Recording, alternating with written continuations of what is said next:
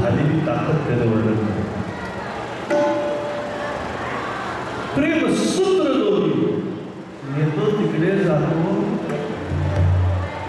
दोरा एवढा सूक्ष्म आहे पण दिसत नाही.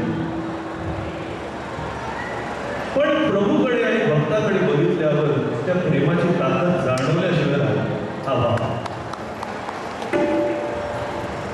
ही भावाची ताकद. तुम्ही म्हणाल भाव कुठे? भाव कसा रिमोट कंट्रोल सारखा.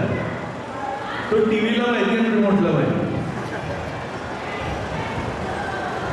तुम्ही बघायला गेला, अरे काय आहे, हे काय होतं, बटन दाबा मग कळेल. बटन दाबा मग कळेल. नीट लक्षात द्या, भाव हा एवढा सुंदर सूक्ष्म आहे आणि सूक्ष्मच असावा.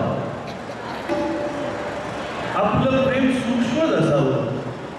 ज्याच्यावर प्रेम करतो त्याच्यावर वजन असावं.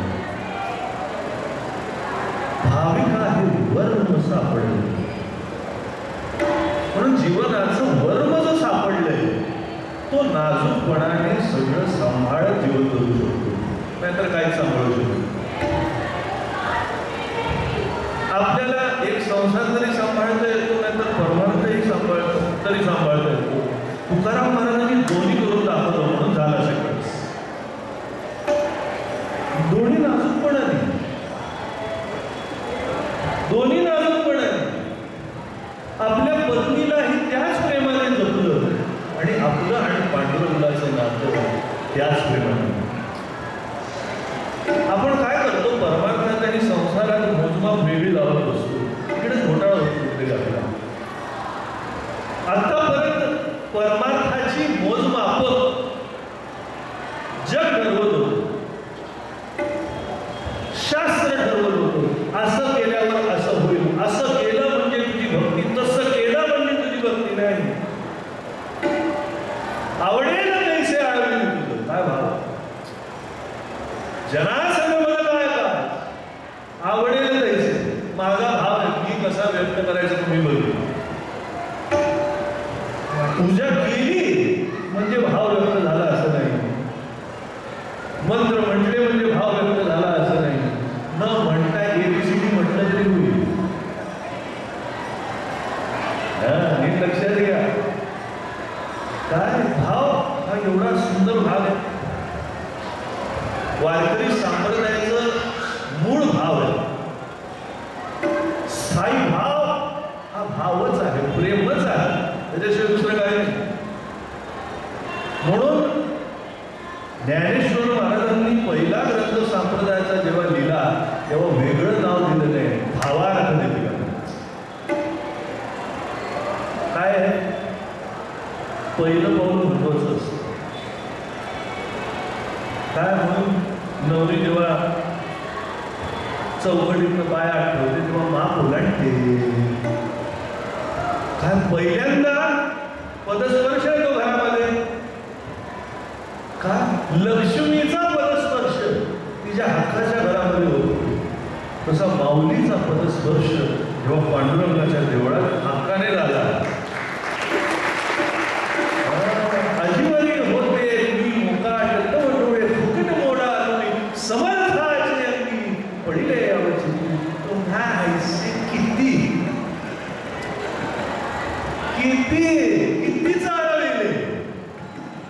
नीट लक्षात घ्या, हक्काचा भाव तो हक्क पारमार्थिक नव्हता, परमार्थ नंतर आला. पहिला भावाचा हक्क होता.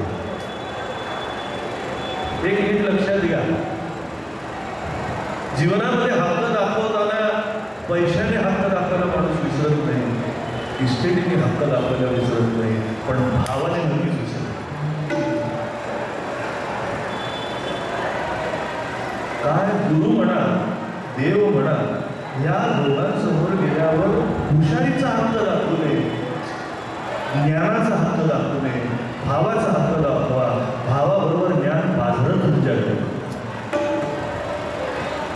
लक्ष झालं ना. काय सांगतो आपल्याला फार हल्ली काय सगळ्यांना सगळे हक्काबाबतीत एवढे जागरूक झाले. हक्क लक्षात आहे पण सेवा विसरली.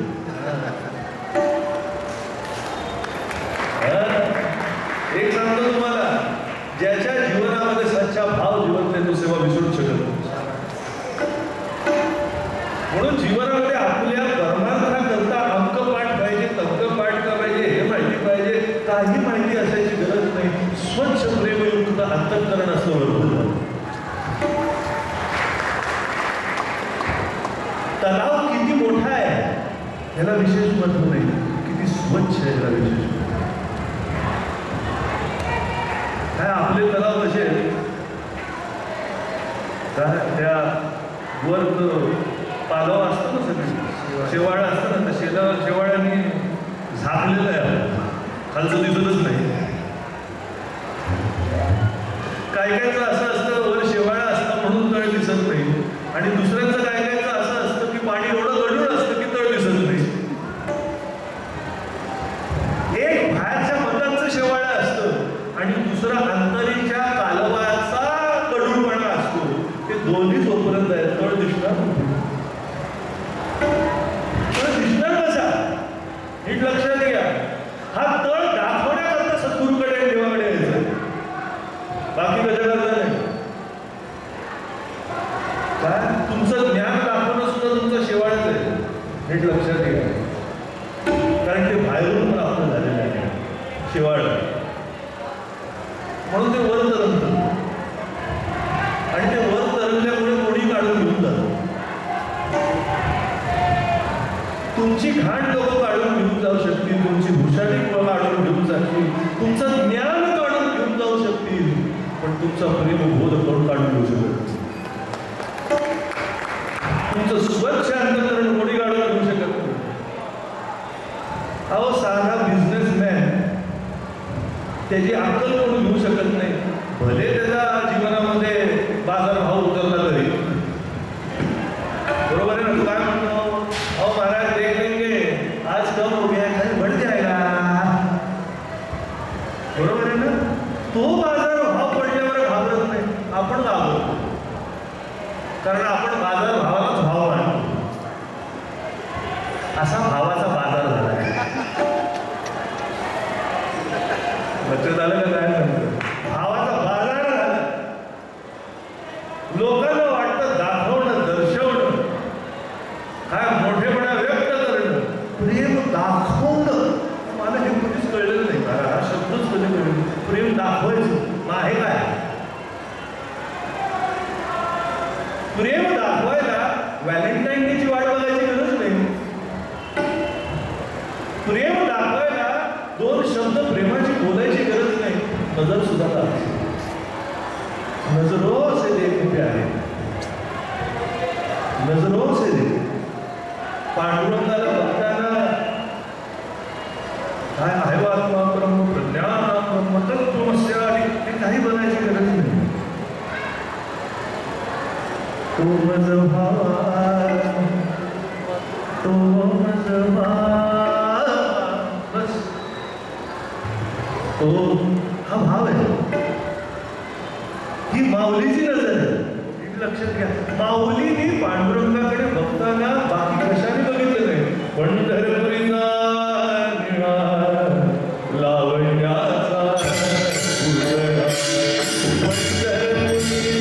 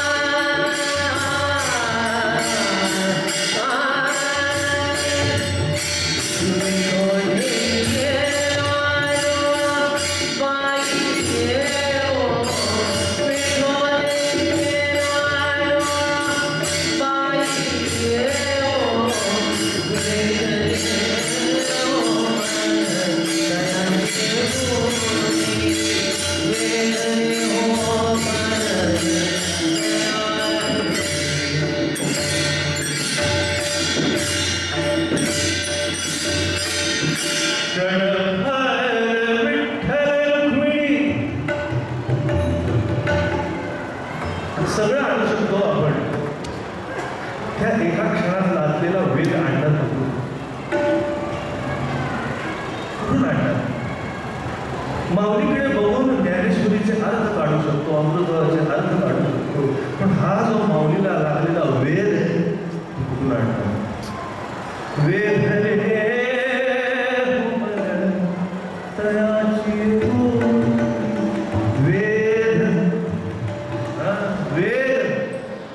ताकद आहे. आता मला म्हणतं माझं झालं वेद म्हटलं मी असं टाचे उभं राहतो. वेद म्हणजे आपोआप न कळत ओढलं जाणं आम्ही वेद. तुमचं अंतःकरण, तुमचा भाव जणू काय पांडुरंगच तुमच्याकडनं बाहेर काढून घेतो. हे कुठे जाणार? इथे नाही तर कुठे जाणार? इथे नाही तर कुठे जाणार? किती भाग्य आपलं.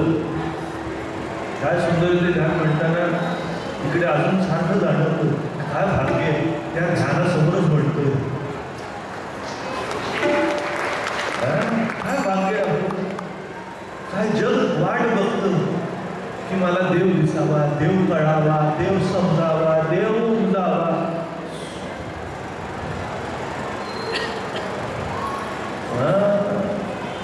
सुंदर ते धार उभे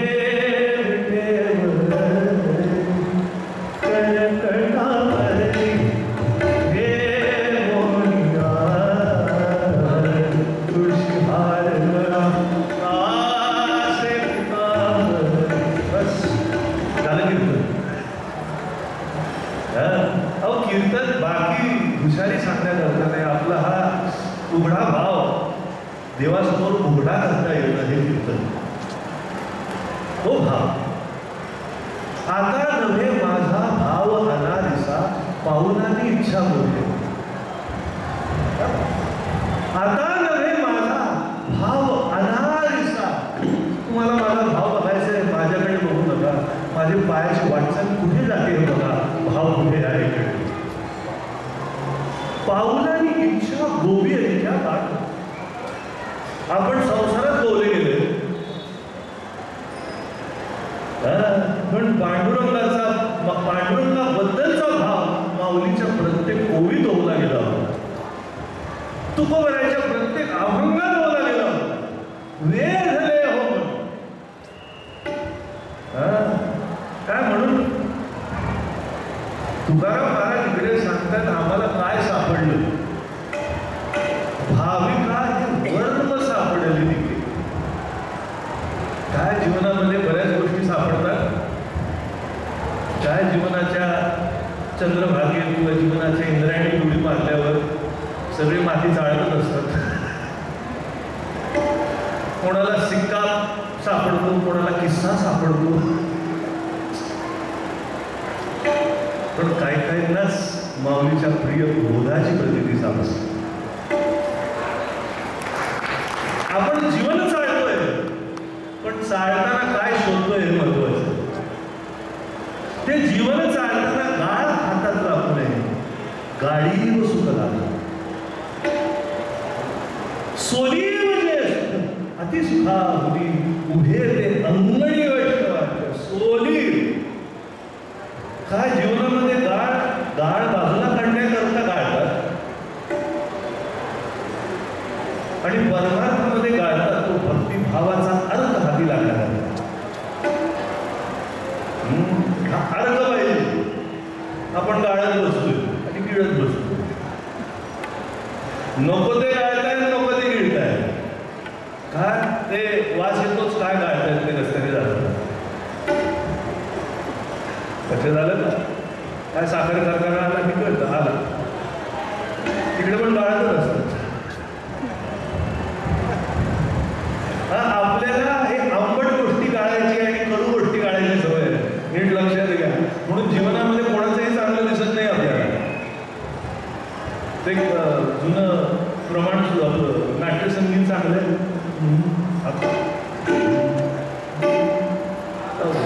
मर्मबंधातली मर्मबंधातली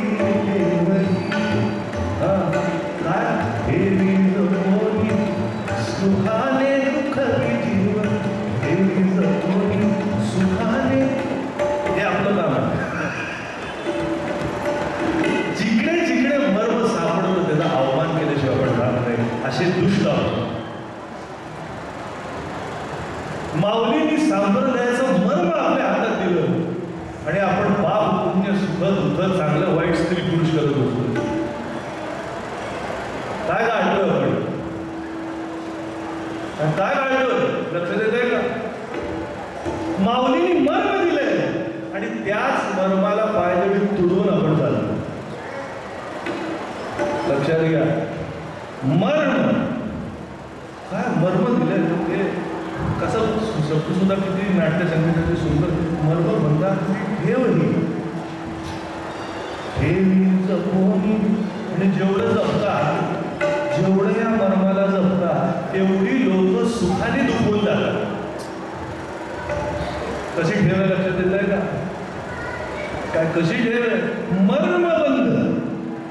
आपल्याला मर्म कळलं की समोरच्याला बांधून ठेवून देतो. मर्मबंधातली ज्यांनी आपलं मर्म समोरच्याच्या हातात दिलं, हा, त्याला पडल्याशिवाय नीट लक्षात घ्या. पण माऊलीने देताना जेव्हा दिलं, सपरे बडा लागी एक ठेविले आपण ते तैसे सुख साधू. सपरे बडा लागी देख ठेविले जतन, जतन करून ठेवायचे, सांभाळून ठेवायचे. याला भेदाचा कुठलाही वारा लागून द्यायचा नाही. अहंकाराचा वारा माझ्या विठुलाचा भाविकास काय, हा कशाला अर्थ जाऊ नये, हे लक्षात घ्या. अहंकाराचा वारा कशाला लागू नये? अहंकाराच्या वारा तुमच्या भावाला लागू नये. भाव असल्यावर माणूस काहीतरी करतो आणि केल्यावर जर वाटू लागलं मी केलं, काय जुनं म्हण चांगली आहे, सगळं मुसळ मुसळ केला. म्हणून तुम्हाला किती माहिती आहे, किती कल्पना आहे, किती हुशार आहे, याला विशेष महत्व नाही. यशोदा मैयाच्या पोटी भगवान आले होते याला महत्व नाही, कळलं का नाही हे महत्वाचं. पण परवाच सांगितलं, बांधायला गेली तेव्हा 2 मिनिटं कमीच पडली. चोरी केली म्हणून काय केलं मैयानी? अख्ख्या गावचं दोऱ्या जमा केला, अख्ख्या गावच्या ओढण्या जमा केल्या, अख्ख्या गावच्या साड्या जमा केल्या आणि जेवढी बांधायला गेली तेवढी 2 बोटे कमी, तेवढी 2 बोटे कमी. तसं तुम्हाला जर वाटत असेल मी एवढं करतो, मी एवढ्या वाऱ्या केल्या, मी एवढी पूजा केली, मी एवढे यज्ञ केले, भरल्यासारखं वाटत नाही, 2 बोटे कमी. 2 बोट अहम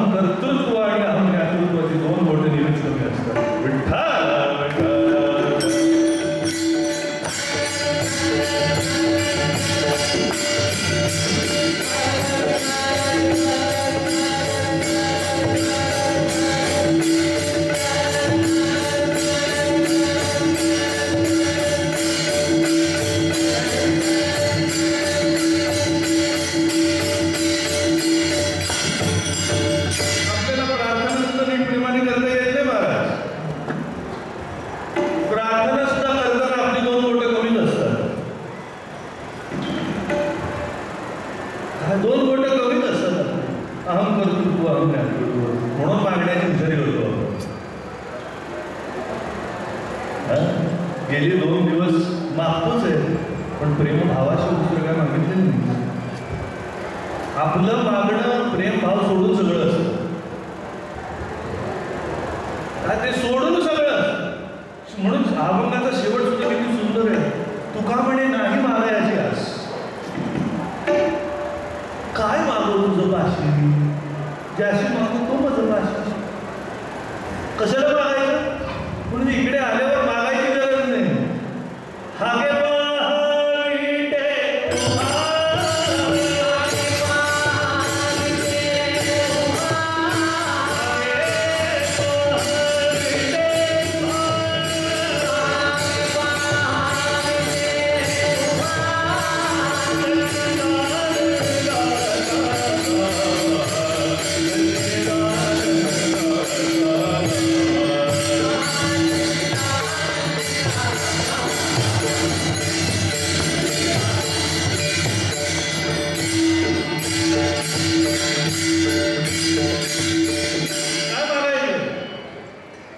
प्रभू समोर असल्यावर, म्हणून जो आपल्या संप्रदायात आहे त्याला पांडुरंगाकडे गेल्यावर, देवाकडे गेल्यावर मागायची सवयच नाही. आपलं मागणे हेच तुझं दर्शन व्हावं. मागणे ते शिरते बाहेर पांडुरंगा या संता असलेली हेच मदत नाही. आणि तू का म्हणे आता उधार होई मज ठेवी पायी, बस बाकी मागणंच नाही. काय तू समोर असत, संत मायबाप समोर असत, एवढंच बस. आपली प्रार्थना सुद्धा मोठी आहे म्हणून त्याच्याबद्दल पोचत नाही. काय तुम्ही म्हणाल महाराज आम्ही देवा सगळे दररोज जातो, ओरडून ओरडून मागतो. भगवती मला सांगितलं मारुतीने जशी छाती फाडली तशी तुम्ही फाडायला गेला, सगळं फाडले. बाकी काही होणार नाही, कारण भाव अजून आहे तसाच आहे. भावाला जेव्हा ताण पडतो, तो जेव्हा वेळ घेतो तेव्हा मागणे येतात, तेव्हा प्रार्थना येते. तेव्हा प्रार्थना येते. पोट खिडकीतून अंतःकरणाची पूर्ण कळकळ काय पाहिजे म्हणून नाही, प्रभू करता. आपण काहीतरी पाहिजे म्हणून पोट खिडकीने मागतो, कारण आकार आपला जपायचा असतो. मला पैसा दे, का पैसा दे, लोकांसमोर लोक काय बोलतील म्हणून पैसा दे. काय मला मुलगा दे, नाहीतर माणसं मागे बोलतील. एवढा माणूस पुरुषासारखा पुरुष असून पुरुष जन्माला घालू शकला नाही. काय शोकांती काय शोकांती काय नीट लक्षात घ्या. आपलं मागणं आपला अंदाज जपण्यासारखं आहे म्हणून देवाकडे पोचत नाही. आमचे विवेकानंद त्यांच्यावर सुरुवातीच्या काळामध्ये नुकतीच रामकृष्णांची भेट झाली, परमहंसांची भेट झाली होती. पण विवेकाचा आनंद आधीपासून होता, ती प्रतिती आधीपासून होती. काय अजून बोध रूपाने जगाला व्यक्त झाली नव्हती, पण अंतःकरणात होती तशीच होती. आणि झालं खूप अडचण झाली, वडील गेले, आईने सांभाळावं. काय मग कधी कधी घरात खायची प्यायची सुद्धा परिस्थिती नव्हती. आईला काय बोलायचं, आई मी बाहेरच खाऊन आलो, बाहेरच खाऊन आलो. की त्यांनी आईचं पैसा जपला नाही, त्यांनी आईचा भाव बघला. त्यांनीच आईला जाणीव करून दिली, माझं पोट भरलंय, भरून गेले. म्हणून आनंद होते. आणि परमहंसाकडे गेले, त्यांना माहिती होती परिस्थिती काय. ते म्हणाले येडायच, एवढा मोठा देवीचा देवी म्हणजे लक्ष्मी, लक्ष्मीकडे काय करूये, जा मग जा मग विटेवरी सखये बाई हो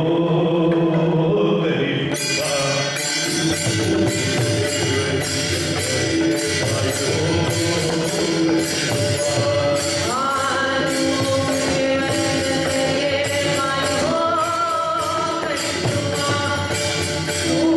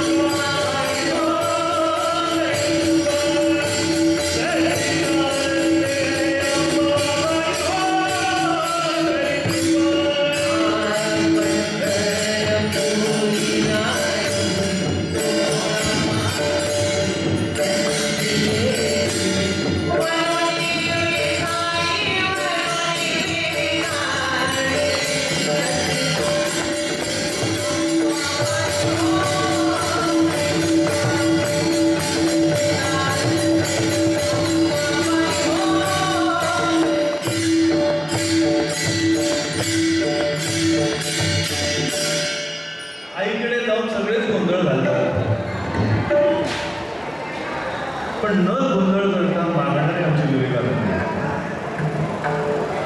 आपल्या जीवनात गोंधळ आहे म्हणून मागणं वेगळं.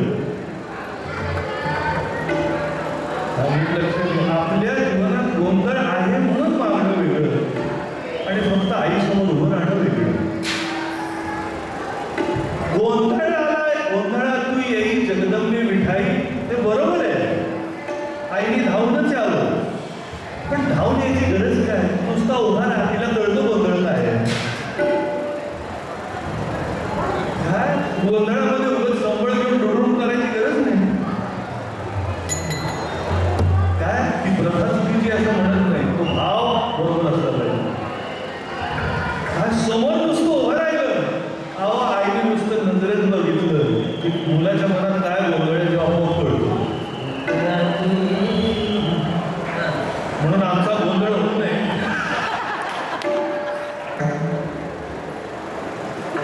म्हणून आमची आई नीट लक्षात घ्या, विवेकानंदांच्या मनात गोंधळ नव्हता, पण गुरुनी सांगितलं जा.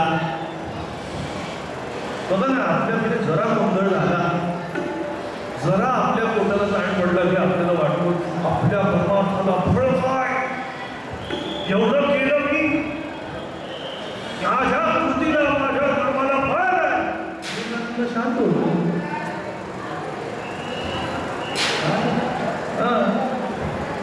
जसं तुकाराम महाराजांचं प्रमाण काय आहे तसा निवांत, काय आहे तसा निवांत ठेवले अनंते ते राहिले. आतमध्ये गेले, जास्ती वाढवत नाही, आतमध्ये गेले आणि आईकडे आईच्या नजरेत बघितले. नजरेत बघितल्यावर 2 मिनिटं झाली, 3 मिनिटं झाली, मागायचंच विसरलं.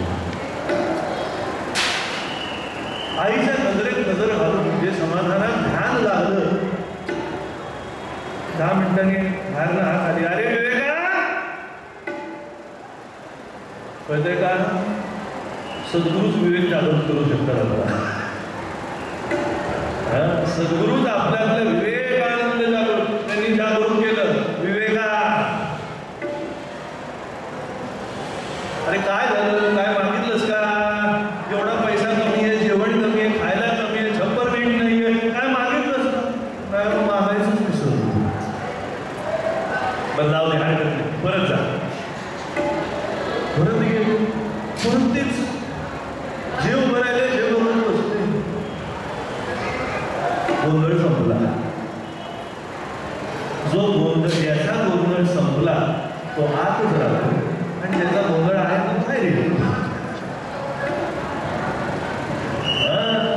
तिसऱ्यांदा पुन्हा परत आत पाठवलं.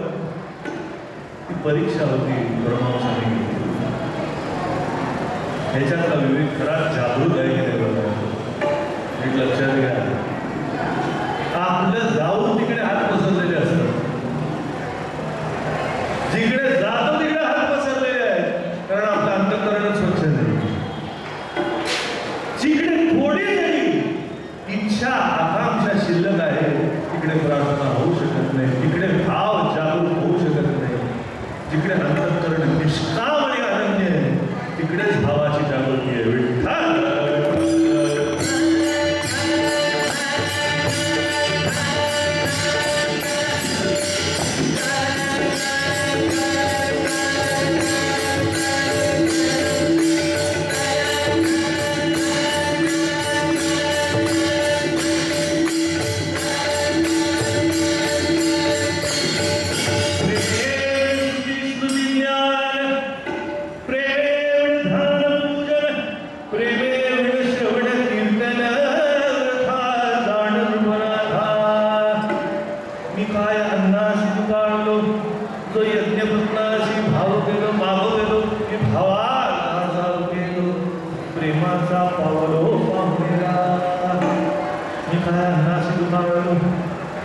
काय झालं? जग देवाकडे मागायला जाते आणि देव भक्ताकडे मागायला जातो. भाव कसा असला पाहिजे लक्षात येते. तुमचा भाव जागरूक असल्यावर तुमचं लोणी चोरायला तो येणारच. तुमचं अंतःकरण अजून घुसडत चालू आहे.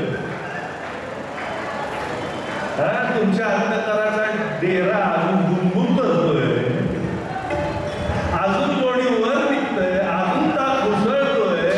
तो कसा येणार? घुसळणं जेव्हा बंद होईल, काय घुसळणं जेव्हा बंद होईल आणि लोणी जेव्हा हाताला लागेल, बघा कसा पळत येतो. बघा कसा पळत येतो. लक्षात घ्या, भाव जिकडे असेल तिकडे काय करून त्याला प्राप्त करून घेण्याची गरज नाही. भाव असल्यावर कळतो तो नित्य प्राप्त आहे. काय भाव असल्यावर काय करतो? तो नित्य प्राप्त आहे.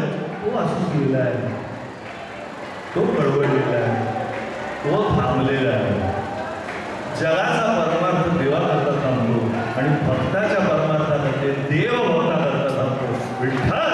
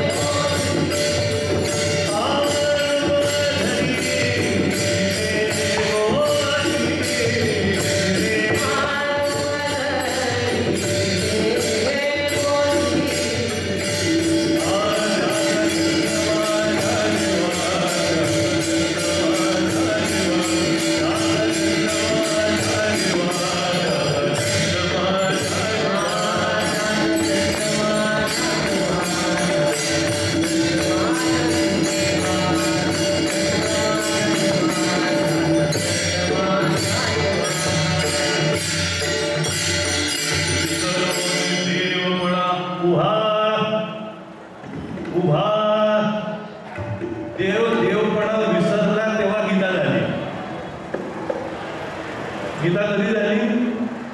देवाने जर देवपणा राखून ठेवला असता तर गीता जाऊ द्या हो, तो सारखेपणा तरी केलं असतं का?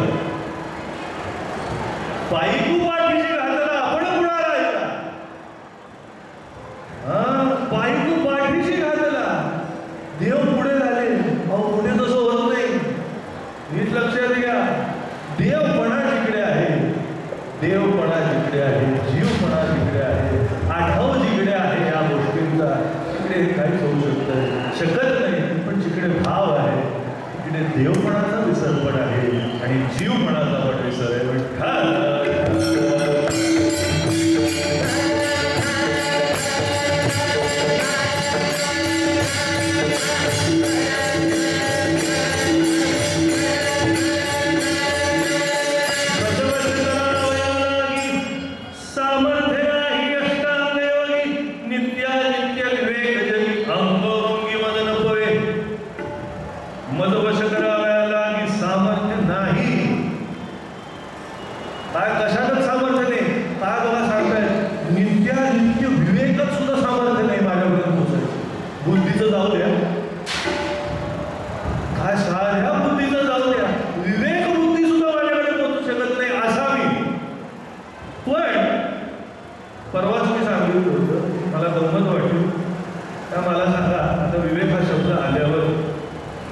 विषय चालू होता आपला काय अर्जुनाचा.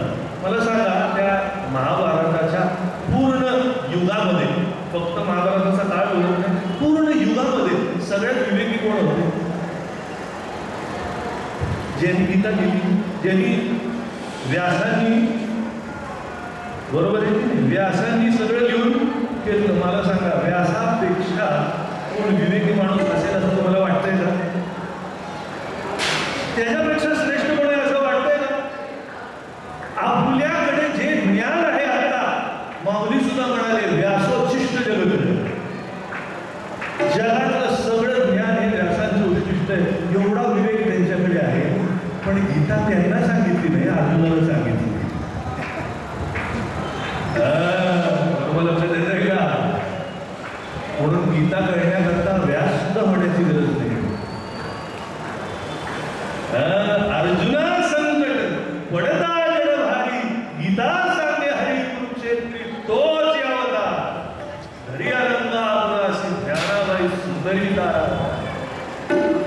काय कृष्णाच्या अवतारामध्ये कृष्णाने वाट बघितली, माझ्यावर भाव असणारा व्यक्ती माझ्याकडे केव्हा येतोय? नीट लक्षात घ्या काय बोलतोय. कृष्णाच्या अवतारामध्ये भगवंतांनी वाट बघितली की माझ्यावर प्रेम भाव धरणारा व्यक्ती माझ्याकडे केव्हा येतोय. माऊलींनी प्रत्येकाच्या अंतःकरणात हात घालून भाव जागृत केला.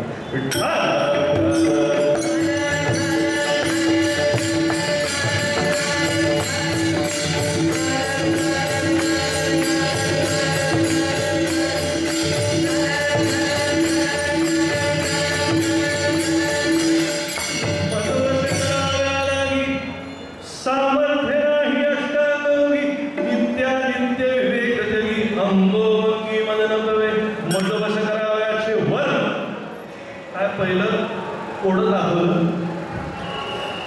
काय कोडं दाखवून म्हणाले उत्तर दे.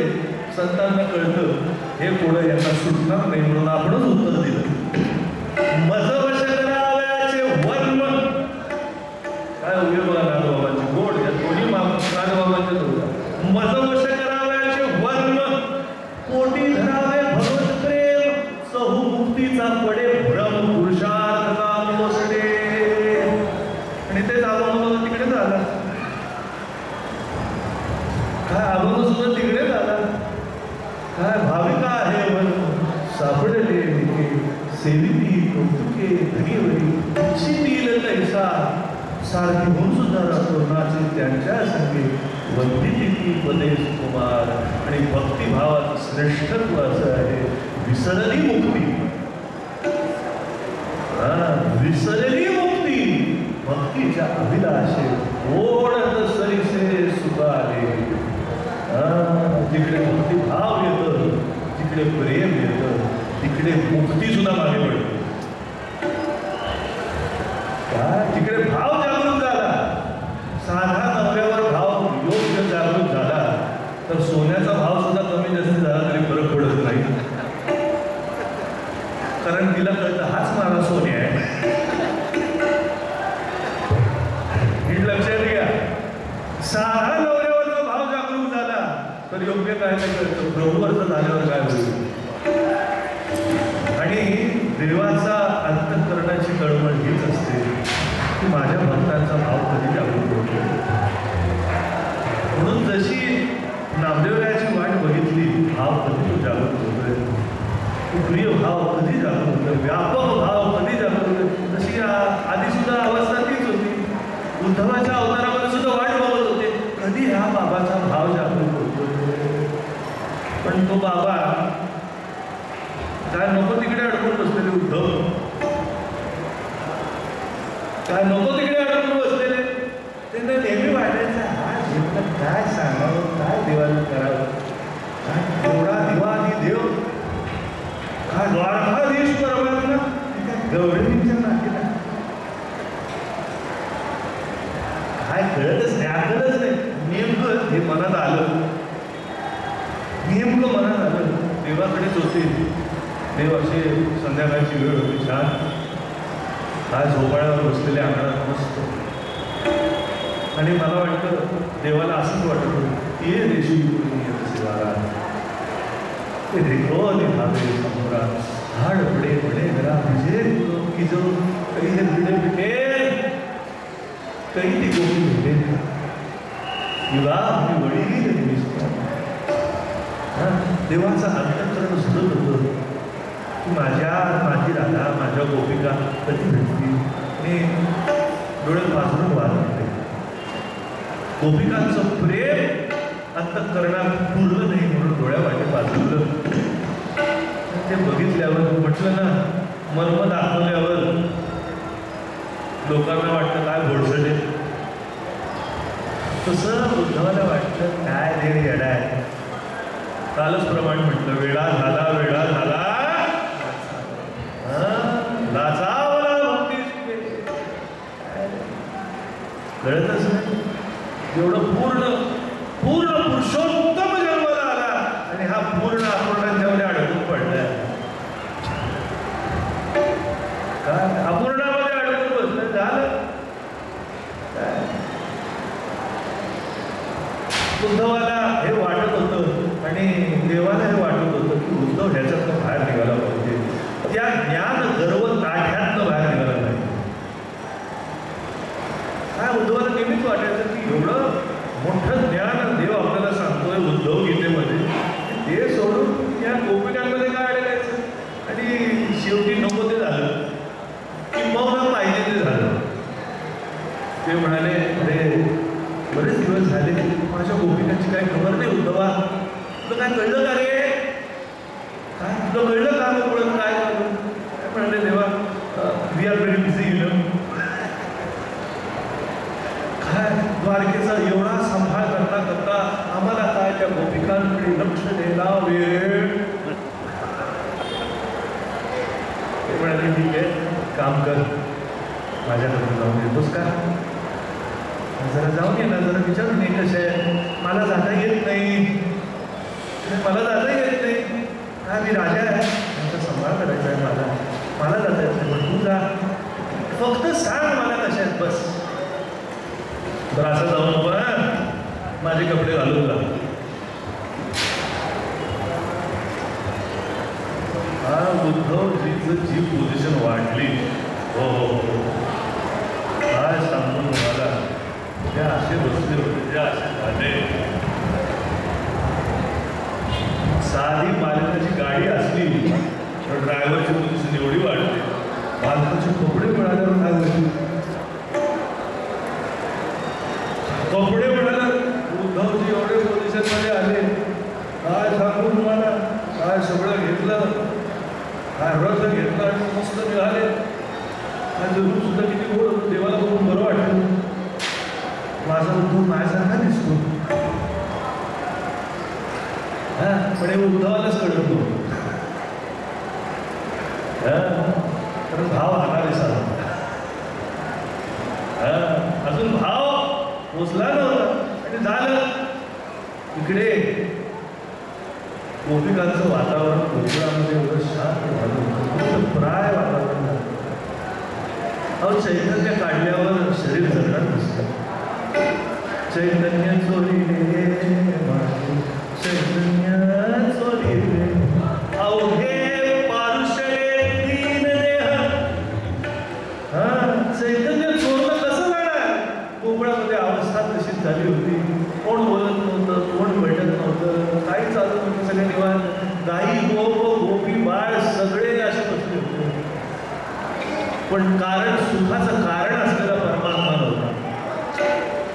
आणि झालं थोड्या वेळाने शांत वातावरण.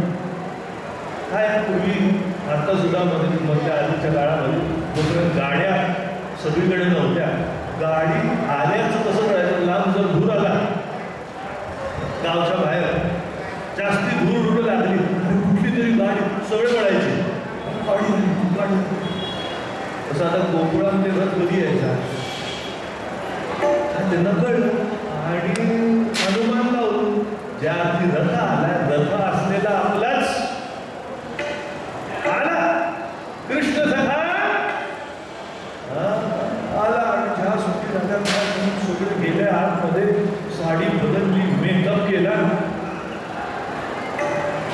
कोण महाराज काय म्हणताय, गोपिकांनी मेकअप केला. अहो आताचा शब्द आहे, श्रृंगार केलाच. काय पण नीट लक्षात घ्या, त्यांचा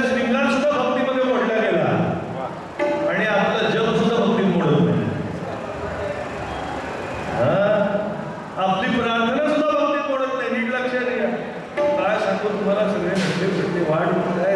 मला कन्हैया आला, मला कन्हैया आला, मला आला आला.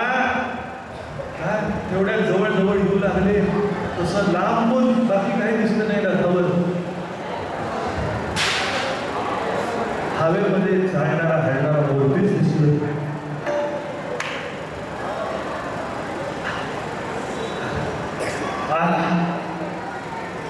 तसं तसं जवळ येऊ लागले. अरे काय अंगावर त्याचंच दिसतंय, पितांबर तुझंच दिसतोय, बासरी त्याची दिसतोय, चेहरा बरोबर त्याचा.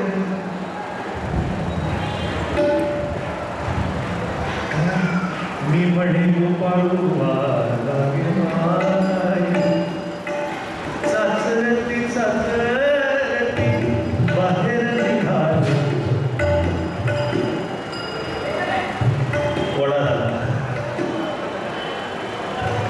काय बघितलं, काय उद्धवजी आले काय हरकत नाही.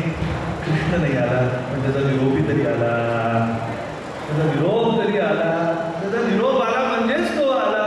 सगळ्यांनी जो घोळका घातला नंदजींच्या घराबाहेर. काय सांगू, पण नंदजीचं दरबार भावून एवढं मोठं. मला सांगा, काय साधं मोठं जर प्रांगण असेल तर गेट मोठा असतो, बरोबर आहे की नाही. मला सांगा, ज्या प्रांगणामध्ये 10,00,000 गाई मावायच्या ते केवढं मोठं गेट असेल. ते पुरलं नाही, ते पुरलं नाही. हा सगळ्यांची गर्दी झाली होती. हा वैष्णवांचा मेळा भरला. मला नाही आला, सगळे आले, आरती केली, वाळलं. हा मग आतमध्ये नेले. यशोदामाई आली. यशोदामाईंनी भाकरीचा तुकडा काय जवळ घेतलं बसवलं. सगळ्यांचं चेहरे असे कौतुकाने ओसंडत होते. काय बोलताय उद्धवजी, काय सांगतायत, काय विरोध झालं. बसा बसा, बसून घ्या, शांत व्हा, गडबड करू नका. देवाचा निरोप मी नक्कीच सांगेन. त्यांना बसवलं, चहा काय दूध. अरे उद्धवजी तुम्ही आला, हरकत नाही. मी देवा करता त्यांच्या लाडकी गाईचं दूध काढलं होतं. बही बघा, ती पद्मगंगा. काय मागमध्ये कौतुकाने जाऊन मुलग्यांनी पेटी आणली. हे बघ, त्या ताटात तो जेवण होता. हा त्याचा लहानपणीचा पितांबर, ही त्याची लहानपणीची बासरी. काय हे मी हाताने विणलेल्या त्याच्या चपला, काय हे कपडे, हे आंगडं, हे टोपडं. हा सगळं दाखवलं, कौतुक केलं. आणि उद्धवाला वाटलं ही बाई आता किती वेळ खाते मला, किती वेळ खाते. ते म्हणाले आता गडबड जरा कमी करा, कार्यक्रम संपायची वेळ आलेली. आता गडबड कमी करा. बरोबर संध्याकाळी 4 वाजता ज्ञान बुद्धीवर माझं मोठं वचन होईल. तिकडे तो देवाचा निरोप येतो. तुम्ही सगळ्यांना मी संध्याकाळची वेळ झाली. उपर्ण घेऊन पगडी घालून हा देवाचा निरोप सांगायला बसले. मोहात अडकलं बरं नव्हे. तुम्ही लोक गोपिका मोहात अडकला देवाच्या. अरे तो कोण आहे, तो ब्रह्म, निर्गुण निराकार ब्रह्म आपल्याकडे आलेले आहे. तुम्ही काय मोह. जे चालू झालं, जे चालू झालं तुम्हाला सांगू, गोपिकांची अवस्था अशी झाली.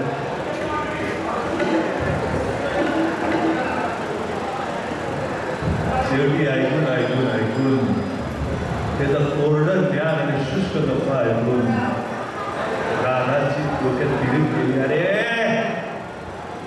तू काय सांगतोय ब्रह्म ब्रह्म, तुझं जे ब्रह्म आहे ना त्यांनी हा गुलाल घातला डोक्यात आणि वट उठून टाकला. तुझं जे ब्रह्म आहे हे बघ, त्याच ब्रह्माने माझ्या डोक्यात गुलाल टाकला. आणि गुलाल लागले की वट उठून दाखवल्याबरोबर मला वाटतं अंतःकरणातला अंधार होता तोच उघडला. तो अंतःकरणात खाड उघडला. एकदम कोणीतरी मारल्यावर जागृती येते ना, तसं झालं.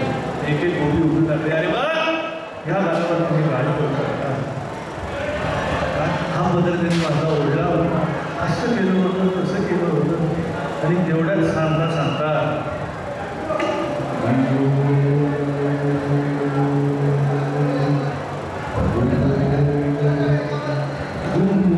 परत परत एक भवरा वेगळ्या. आता भवऱ्या कुठल्या रंगाचा? खाईचाची काळा अनादि बहु काळा म्हणून वेदात साडा लावे लागे. बोलले आला काळा आला.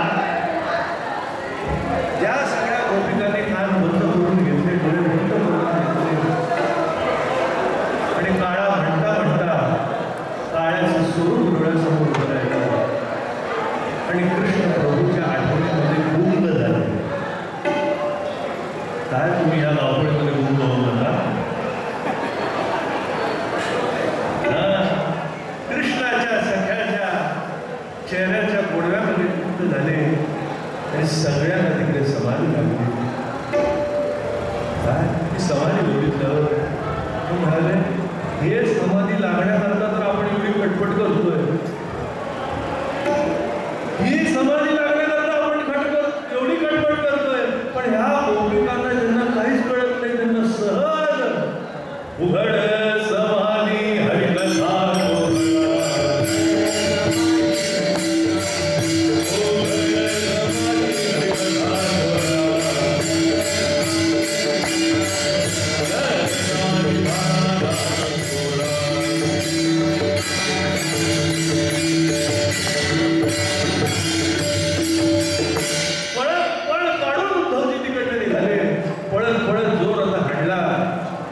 तो डायरेक्ट जाऊन द्वारकेला थांबला.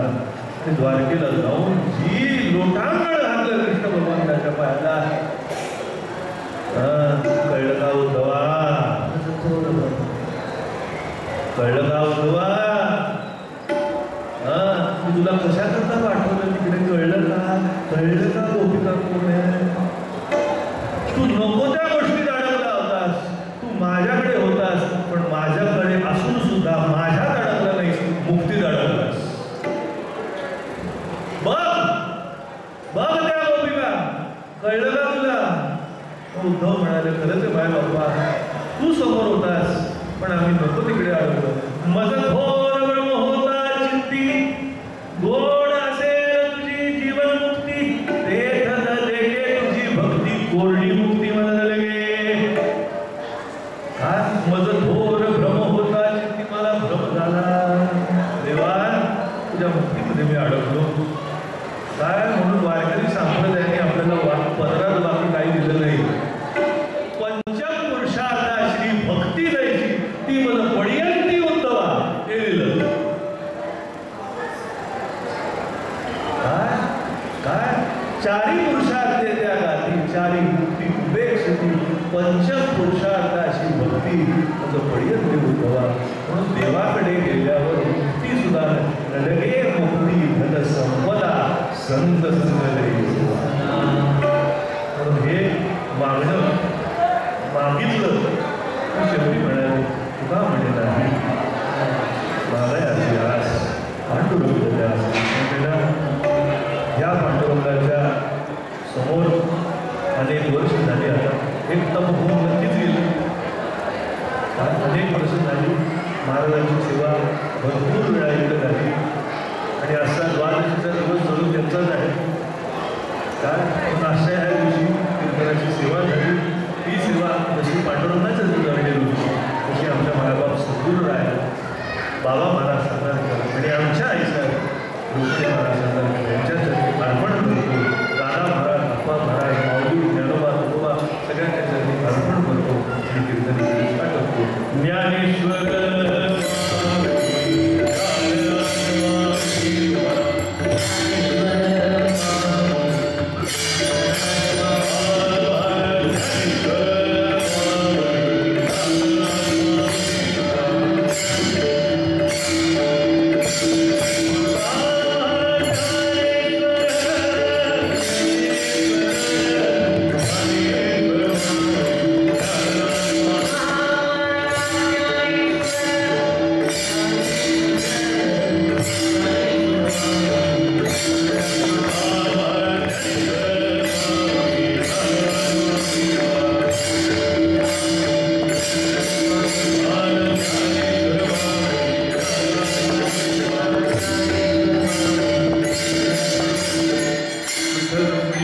समितीचे सगळ्यांचे आभार सादर करतो आणि अशीच